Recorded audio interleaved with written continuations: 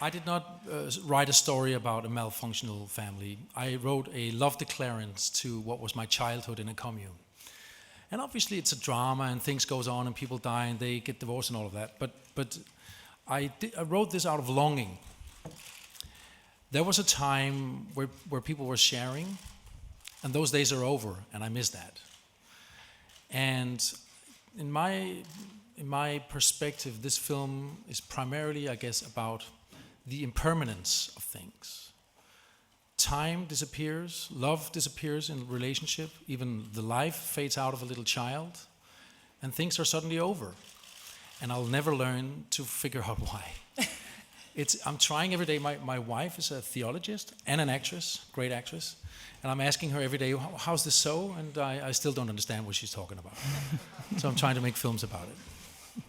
I think, well, it's also about that, but I think that my character is a little uninspired by the traditional family life in the beginning. She wants to explore life, and that's why she convinces her husband into this new family structure. So I think she has her ideals. But I think it's very interesting actually to make a portrait of a woman that is pretty strong, but falls apart. And she becomes a victim of her own ideals. And I think that's pretty universal. And it could also happen to younger people, I guess. But of course, that is part of the story. And we look a little alike in the film. But she is much prettier and much younger. And Anna realizes that, you know. I think it's a really interesting portrait, actually, of a pretty strong woman. There's a brutality in this, that people can just replace each other. It's brutal. Mm-hmm. I've done it myself. It's brutal. And there's an elephant in the room of the Western society, of the cynicism and the fear of death. And we want to be not just talking about it, but shouting about it in this film. So you were asking to comment on open relationships. Well, here I am. No, I've never been a believer in open relationships, but what I strongly appreciate from that generation was that they tried things. They wanted to escape the mediocrity of living, and they wanted to try free forms. They gave us as children a huge responsibility, treated us as grown-ups, and it was way too much, but they tried something.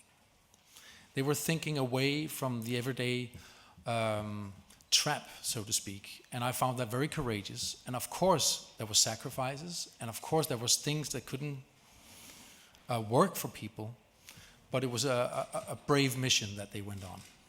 Is that film also a kind of metaphor of what is happening now in European Union and how we are dealing with so-called migrant crisis? Well, it's interesting. I would never make a film about a politically correct subject because it would already be, if my mission is clear from the beginning, then there's no curiosity left for the audience. Having said that, I'm very shameful to be a Dane. I'm very shameful about our political life in our country. And if there's anything that can be brought from this film to inspire these people to share and not humiliate other people, I would be very happy.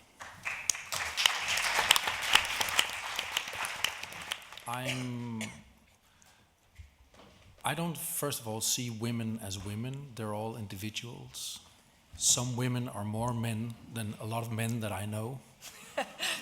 And some men that I know is more women than anyone else. So it's all very individual.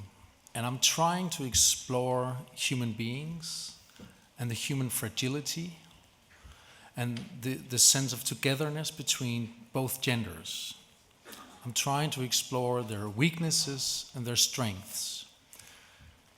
If there is a uniform in how I portray women, it's a mistake and a flaw from my side. Because there is no such thing in real life. And what I'm trying to achieve is something as close to real life as possible. Well, I think in Cannes in '98, where 1,400 people stood up and gave us a raving applause, 3 of us was there, that was the beginning of the end of Dogma. Dogma was meant to be a revolt, it was meant to be a renewal, and it was connected to a lot of risk. And overnight, it became a huge success, and it became fashion. In my country, you can buy freaking Dogma furniture. Or there's a grocery delivering system, which brings you Dogma grocery, which means it's a box with almost nothing in it. That's right. And that was not the idea. So we soon realized that the risk, the revolt, all of that has been replaced with sexiness, fashion, and fame, which to some extent was a success, and to some extent is natural, but also was the natural end of Dogma. Nowadays, we eat great dinners, drink very expensive wine. One of us is rich, it's not me. And we discuss the old days and the new days, and there's no sign of an ultra Dogma at the moment.